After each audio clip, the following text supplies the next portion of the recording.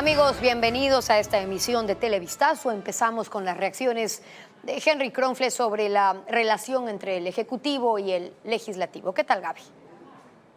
Hola, Estefi, amigos, bienvenidos. Así es, el presidente de la Asamblea respondió a las declaraciones de Daniel Noboa.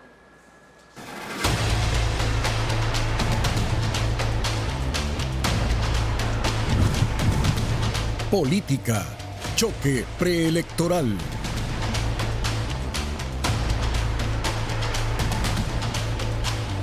El presidente de la Asamblea, Henry Kronfle, volvió a desmentir a Daniel Noboa. Hizo uso del derecho a la réplica por la entrevista que dio el mandatario este lunes, donde arremetió contra la Asamblea. Pese a la confrontación, invitó al diálogo al Ejecutivo. Luisa María Heredia con el informe. Haciendo uso de su derecho a la réplica, Henry Kronfle habló para las mismas 200 emisoras que 24 horas antes transmitieron el enlace radial en que participó el presidente Daniel Noboa. El objetivo era desmentir a Noboa, algo que ya hizo en una rueda de prensa que ofreció el lunes por la tarde, pero de todas maneras quiso exponer los mismos argumentos en el mismo espacio y tiempo que usó el mandatario. Empezó por responder al ataque directo del presidente, quien lo acusó de proteger a Rafael Correa para no dar paso a un pedido de fiscalización en su contra, con las declaraciones que emitió luego de la incursión a la Embajada de México para detener a Jorge Glass. Kronfle explicó: la Asamblea solo puede fiscalizar a los funcionarios que están en funciones y a los exfuncionarios hasta un año después que son sujetos a control político. Lo que pasa es que el gobierno está acostumbrado a ir a atropellar. Luego se refirió al por qué se dio de baja los juicios políticos en contra de 3 exfuncionarios del gobierno de Guillermo Lasso, lo que apuró el procesamiento de la canciller Gabriela Sommerfield. Insiste en que había una desnaturalización. ¿Qué es lo que se hizo aquí? Meter juicios políticos a diestra y siniestra, tener esos juicios políticos y obligar a la Asamblea a que se traten esos juicios políticos, y así, si habían juicios políticos posteriores para los funcionarios de turno de este gobierno, se dilataban para tener una patente de corso para hacer cualquier cosa y que no se sancione a nadie. También descartó que la Asamblea esté intentando salvar a políticos sentenciados a cambio de votos en el Pleno, como insinuó el ministro de Gobierno Miquel Esensi Contugui en entrevista. Ningún asambleísta le puede pedir al gobierno que saque o que meta gente de la cárcel. Eso lo determina un juez. Y pese a la confrontación constante con el vocero del gobierno, Esteban Torres, y ahora con el presidente Noboa, finalmente el titular de la Asamblea invitó al diálogo al Ejecutivo. Le extiendo como Asamblea Nacional la mano al gobierno para que venga a dialogar con la verdad, como lo habíamos venido haciendo, y nosotros lo seguiremos haciendo a favor del pueblo ecuatoriano. Kronfle destacó la labor del legislativo. Recordó que han aprobado 25 leyes en este periodo y que la mayoría tienen que ver con seguridad. Los presidentes de la República, Daniel Noboa, y de la Asamblea Nacional, Henry Kronfle, caminan sobre líneas difusas donde no se termina de identificar si sus acciones corresponden a sus funciones o a probables candidaturas en 2025. Aunque ninguno acepta plenamente que correrá por la presidencia, hasta el momento, los hechos y los discursos apuntan en esa dirección. Tanto el presidente de la República como el titular de la Asamblea Nacional a ratos se pierden en los linderos de su rol y cruzan quizás sin darse cuenta la delgada línea que los separa de sus candidaturas en ciernes.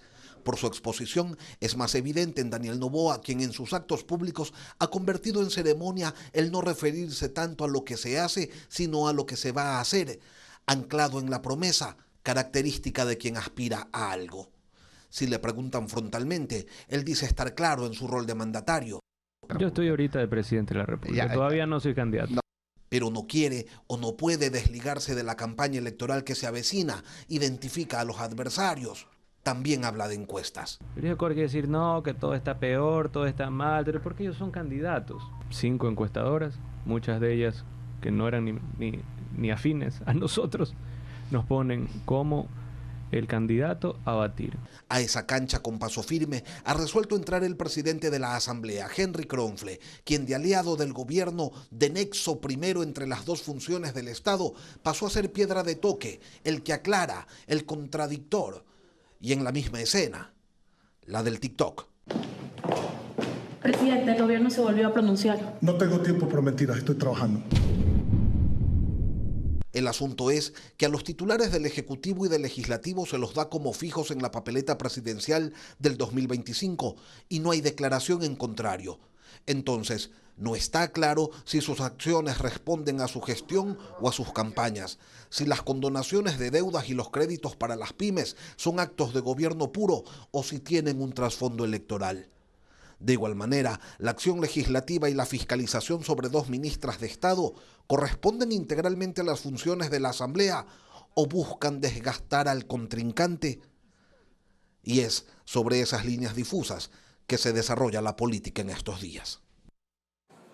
Y la transportación pública suspenderá sus actividades el 16 y 17 de julio debido a la inseguridad en las carreteras del país. Así lo anunció Miguel Bonilla, el presidente de la Federación Nacional de Cooperativas de Transporte Público, la FENACOTIP, en una rueda de prensa. En su pedido, además, enfatizó las vidas de usuarios y conductores que se han perdido durante robos. Escuchemos.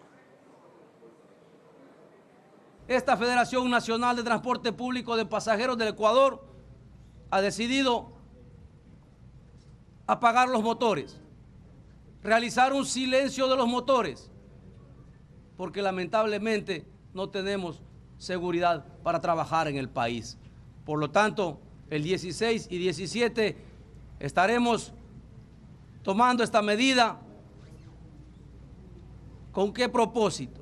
Con el propósito de que el gobierno nacional entienda que nosotros también somos pueblo y necesitamos por lo menos seguridad para trabajar en el país.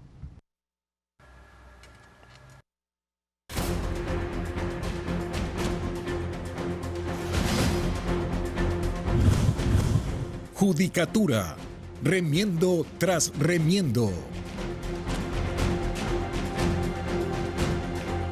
Una académica es la nueva presidenta del Consejo de la Judicatura. Se trata de Dunia Martínez, quien fue la única mujer en integrar la terna enviada por la Corte Nacional de Justicia, como nos informa Fabiola Santana. Ella es cuencana y es la nueva presidenta del Consejo de la Judicatura. Dunia Carmita Martínez Molina tiene 51 años, es una abogada de los tribunales, se graduó en la Universidad de la SUAY y allí también hizo su doctorado en jurisprudencia. Tiene una maestría en Derecho en la Universidad Andina Simón Bolívar. Vive en Quito y ha estado involucrada en concursos relacionados con la Corte Constitucional. En 2019 formó parte de los jueces elegibles y en 2022 integró la comisión calificadora para la renovación de jueces de la Corte Constitucional, como uno de los delegados de la función ejecutiva y del expresidente Guillermo Lasso. Su fuerte está en la academia. Desde hace 17 años ha sido docente en universidades como la de la SUAY, la Central del Ecuador, la Andina Simón Bolívar y la de las Américas, en Derecho Constitucional, Garantías Constitucionales y Derecho al Consumidor. También ha publicado artículos académicos. Es una mujer elocuente y formal. Ayer captó la atención de los vocales del Consejo de Participación Ciudadana durante la presentación de su plan de trabajo. Ella fue la única mujer en integrar la terna que envió el 23 de mayo la Corte Nacional de Justicia y será posesionada por la Asamblea este jueves a las 8:45 en una sesión virtual. El Consejo de la Judicatura tiene pendiente la designación de jueces y conjueces de la Corte Nacional de Justicia y además la implementación de unidades judiciales especializadas para cumplir con el mandato de la consulta popular. Paul Romero amplía la información. La nueva presidenta del Consejo de la Judicatura, Dunia Martínez, asume el cargo con 3 tareas urgentes. Terminar el concurso para designar 10 jueces y conjueces de la Corte Nacional de Justicia. Este proceso de selección empezó en abril bajo la administración del presidente saliente Álvaro Román, quien echó abajo el concurso de su antecesor Wilman Terán, preso por el caso Metástasis. El concurso se encuentra en la fase de oposición y méritos, a la que llegaron 117 aspirantes. Los candidatos se someterán a pruebas de confianza y honestidad antes de su designación, que se prevé será en octubre próximo. Otra prioridad es acelerar el concurso para la conformación del banco de elegibles de la carrera judicial. Jueces de todos los niveles para cubrir 590 vacantes a escala nacional entre juzgados, tribunales y cortes provinciales. Se inscribieron más de 8.000 aspirantes. La judicatura integró un equipo técnico para la verificación de requisitos. Martínez, durante la presentación del plan de trabajo ante el Consejo de Participación Ciudadana, ratificó que priorizará la designación de los jueces. Transparencia absoluta en ese proceso, el cumplimiento de las reglas establecidas con anticipación para la elección de los jueces, ¿no es cierto? Y además la consistencia en la forma de evaluar a los jueces, la absoluta transparencia, el acceso de los medios de comunicación, de las veedurías a estos procesos. La tercera tarea es la creación de judicaturas especializadas en materia constitucional, tanto en primera como en segunda instancia, para resolver casos de garantías y derechos previstos en la Carta Magna y que fueron aprobados en la consulta popular del pasado 21 de abril. El presupuesto para su implementación es de $15 millones. Anoche, la Asamblea, con 128 votos a favor, censuró políticamente al ex vocal del Consejo de la Judicatura, Javier Muñoz, ahora detenido. El exfuncionario fue acusado de incumplimiento de funciones al manipular las votaciones del Consejo. Muñoz no podrá ejercer cargos públicos durante 2 años. Para el 16 de julio se convocó a la sesión para enjuiciar políticamente al expresidente del Consejo de la Judicatura, Wilman Terán, y a la exconsejera Maribel Barreno. La tormenta Beryl desató lluvias torrenciales en el sur de Texas, incluida la ciudad de Houston, donde 7 personas fallecieron. Además, 2.7 millones de hogares y empresas se quedaron sin energía eléctrica. Este fenómeno es ahora una tormenta tropical mientras avanza hacia Arkansas. El primer huracán del Atlántico que tocó tierra en Estados Unidos este año causó daños generalizados a su paso por Texas. Una de las ciudades afectadas fue Houston, que soportó el embate de los vientos que trajo Beryl. Las lluvias torrenciales inundaron carreteras, obligaron a reducir las operaciones de refinerías y se cancelaron más de 1.300 vuelos, pero también hubo 7 fallecidos. Al noreste de Houston, un padre de familia de 53 años se encontraba en la sala con su familia cuando un roble les cayó encima. El hombre murió, mientras que su mujer e hijos salieron ilesos.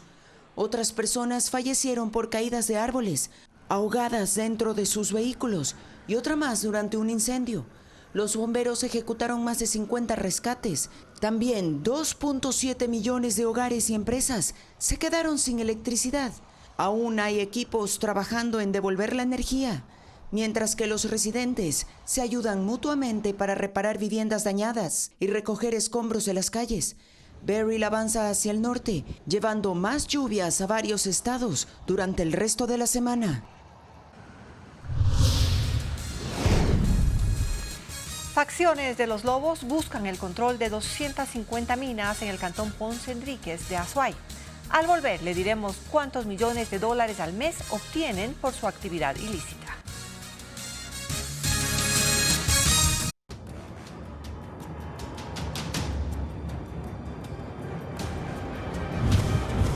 Ponce Enríquez, ¿cómo sacar a los lobos?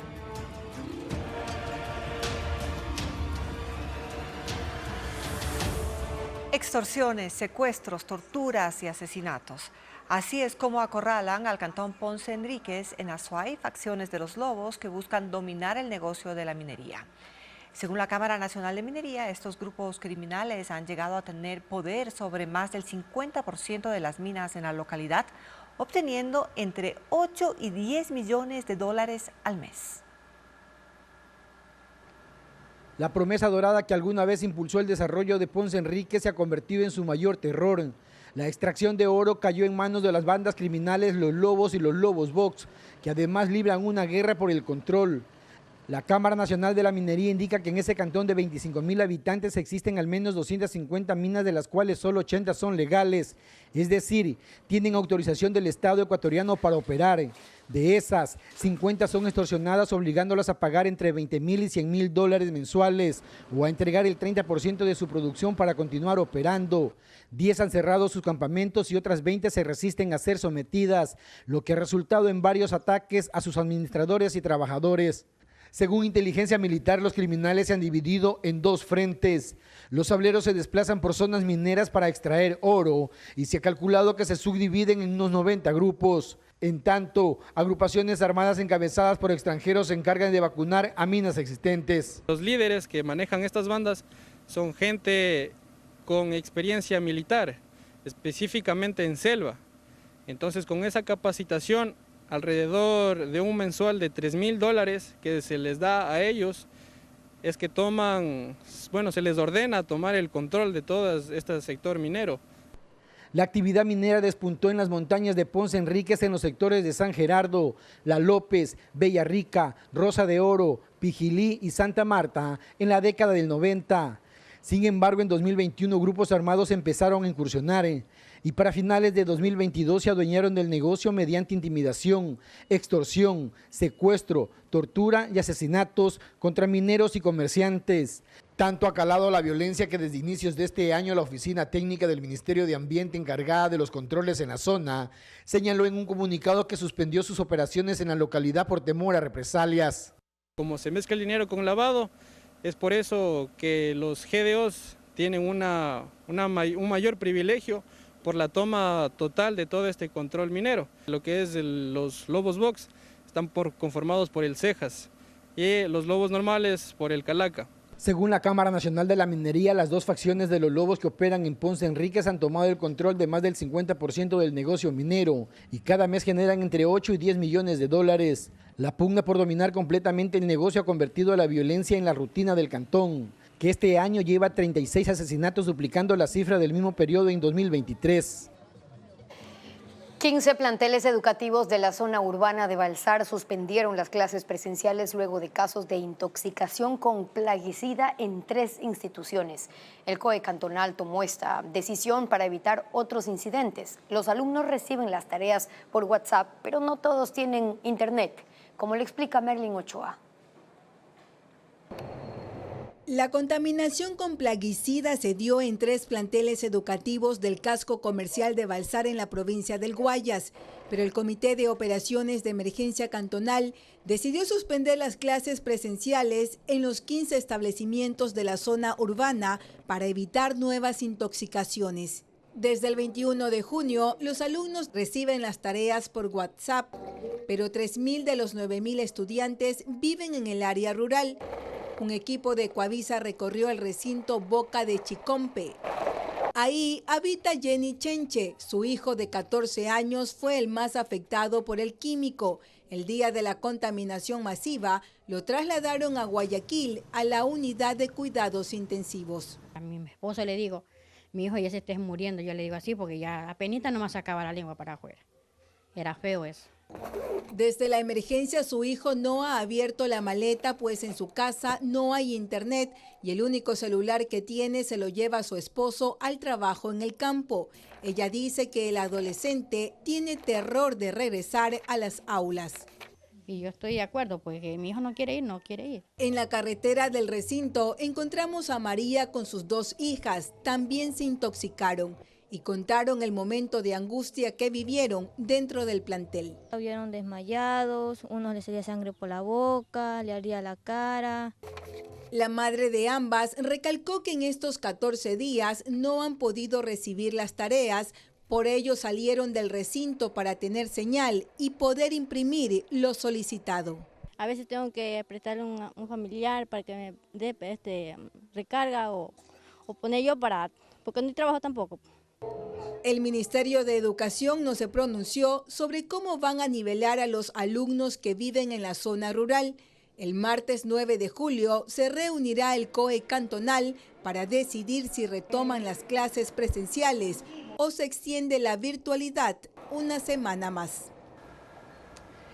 Organizaciones de mujeres y de derechos humanos presentaron una demanda en la Corte Constitucional para la despenalización total del aborto. Buscan que se elimine el artículo 149 del Código Integral Penal. Jacqueline Rodas con el informe. Representantes de 15 colectivos feministas de derechos humanos y religiosos presentaron una demanda en la Corte Constitucional para conseguir la despenalización total del aborto. En 2021 en Ecuador se despenalizó el aborto en casos de violación, pero ahora buscan que se elimine del Código Penal el artículo 149 que sanciona con cárcel el aborto consentido o voluntario. La persona que haga abortar a una mujer que ha consentido en ello será sancionada con prisión de 1 a 3 años y la mujer que cause su aborto o permita que otro se lo cause será sancionada con prisión de 6 meses a 2 años. Según las demandantes, ese artículo afecta únicamente a las mujeres pobres que ante el temor de ir a la cárcel acuden a centros clandestinos. Las que tienen dinero abortan en condiciones que no implican riesgo para su vida. Los prejuicios que todavía se mantienen en nuestra sociedad impiden que las mujeres, niñas y personas gestantes puedan acceder a este servicio y el miedo sobre todo, ¿no? La desinformación, y por eso despenalizar totalmente, no solamente en la ley, sino también de manera social, es urgente en este país. Las mujeres en las ruralidades no conocen y no tienen información cercana, segura y veraz, y es así que nos sumamos a esta acción porque creemos que es nuestro derecho, lo exigimos. La demanda entra a un proceso de admisión. Si lo supera, se asignará un juez constitucional que puede llamar a audiencia antes de elaborar un proyecto de sentencia para aprobación del Pleno. Su resolución puede tomar años si se atiende en orden cronológico. Las demandantes solicitan a la Corte que, mientras tanto, emita medidas cautelares para que el artículo que sanciona el aborto voluntario no se aplique.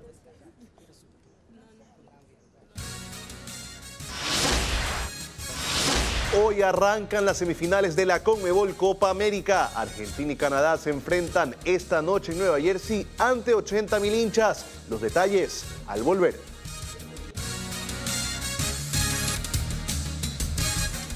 El municipio de Quito busca implementar un sistema de identificación vehicular denominado la tercera placa, con el que se podrá monitorear infracciones de tránsito, pero también estandarizar el pago de peajes y el ingreso a parqueaderos municipales. Adriana Bermeo explica de qué se trata este sistema.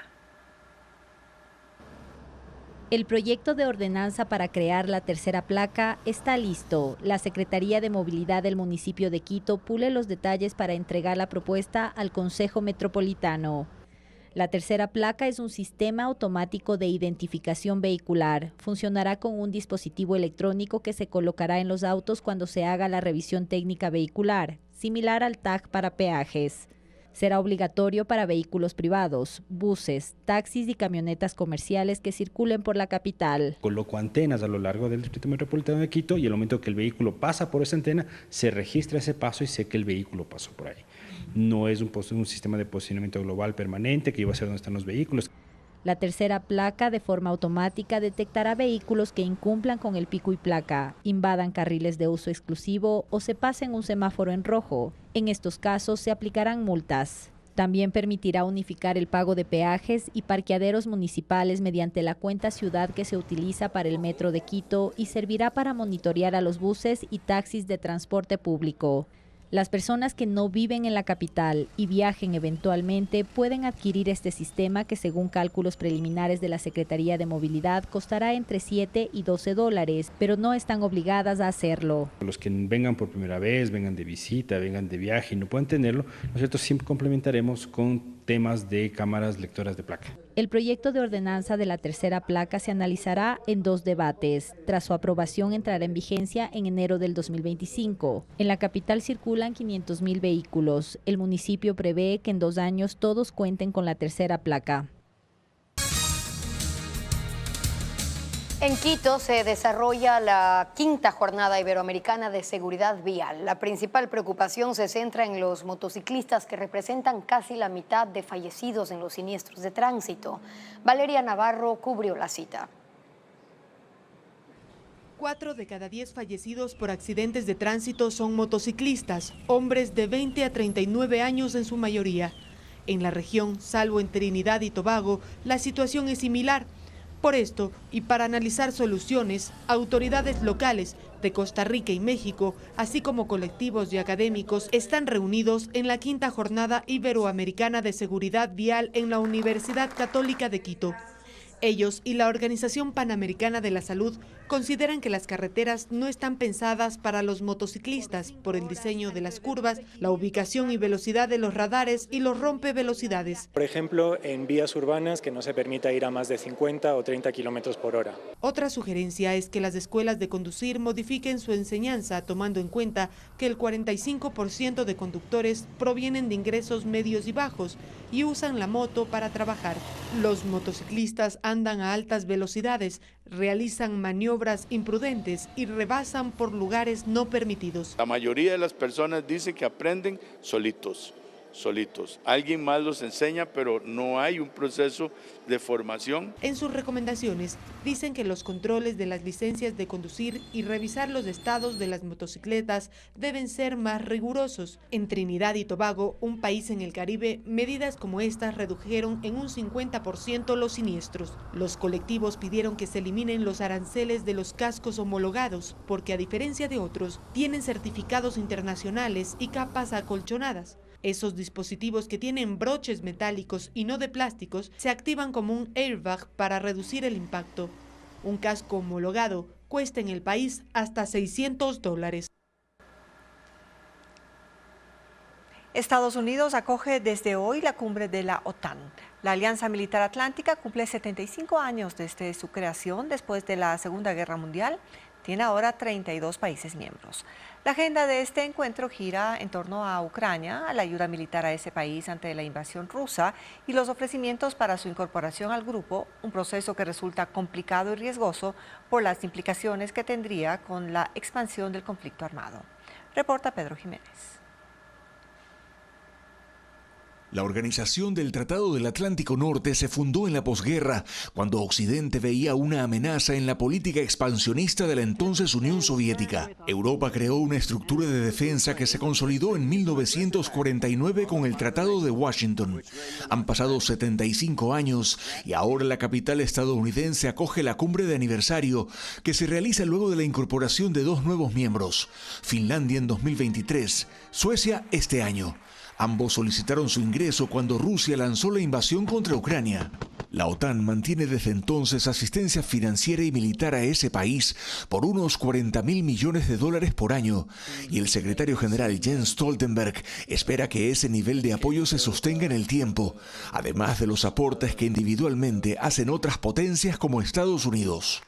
Los países apuestan por dotar a Ucrania de todos los instrumentos para su autoprotección, en lugar de incorporarla oficialmente a la OTAN, pues la organización estipula que si uno de sus miembros es atacado, los demás intervendrán directamente en su defensa, y eso, en estas circunstancias, implicaría declararle la guerra a Rusia, algo que todos intentan evitar. Más allá de que las primeras promesas de sumar a Ucrania datan de 2008, aunque igual en Washington se hablará de nuevas condiciones para su entrada y el anuncio del establecimiento de un centro de mando en Alemania para coordinar desde allí el apoyo de seguridad internacional a Ucrania. El presidente Volodymyr Zelensky dará un discurso esta tarde y en la noche Joe Biden pronunciará el saludo de bienvenida por los 75 años de la OTAN. Argentina celebra hoy su Día de Independencia y esta mañana se realizó en Buenos Aires un desfile militar con la presencia del presidente Javier Milei.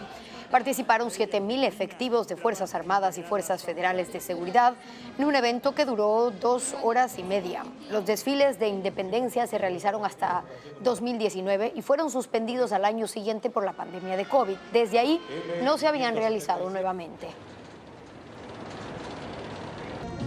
Escuadrón de caballería montado del Colegio Militar. El presidente de El Salvador, Nayib Bukele, informó hoy en su cuenta de X que 3 ecuatorianos fueron detenidos en una lancha con un cargamento de droga en el Océano Pacífico. Según dijo, la Marina interceptó una embarcación a 1.130 kilómetros al suroeste del país que transportaba 750 kilos de cocaína valorados en $9 millones. Bukele agregó que en las últimas 7 semanas, las fuerzas del orden han realizado 5 grandes incautaciones de alcaloide.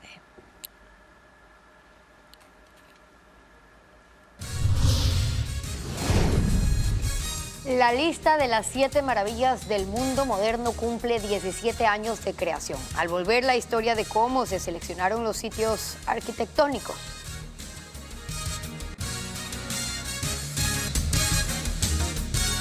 El Registro Civil anuncia nuevas agencias para tramitar pasaportes en 4 provincias, mientras que el gobierno de Estados Unidos ofrece becas para ecuatorianos. Diego Cuenca informa sobre otros servicios como los cortes de energía en 2 provincias.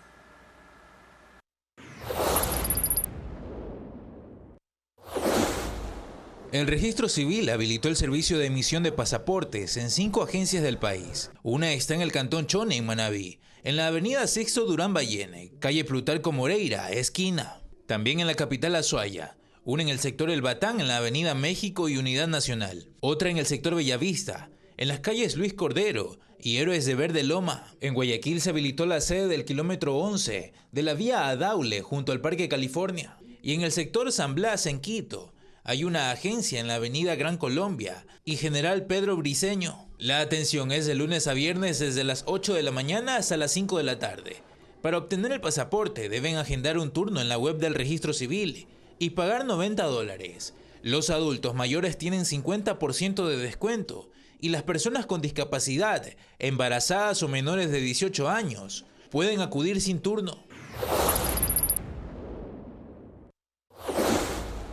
Ecuatorianos entre 30 y 50 años pueden postular para una beca en el programa Hubert Humphrey de desarrollo académico y profesional en universidades de los Estados Unidos. Los postulantes deben laborar en entidades sin fines de lucro, privadas o públicas, vinculadas al servicio comunitario.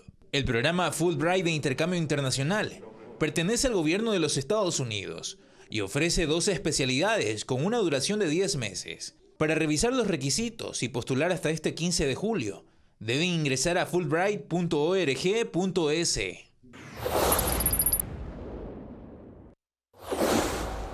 La Corporación Nacional de Electricidad CNEL realiza desde la mañana cortes eléctricos en varias provincias del país y en 2 de ellas están previstos para la tarde. En el cantón Quinindé, en Esmeraldas, no habrá luz desde las 14 hasta las 17 horas. En el cantón Santa Rosa, en El Oro, habrá corte desde las 12:30 hasta las 15:30. Según CNEL, todas las interrupciones se darán por mantenimiento.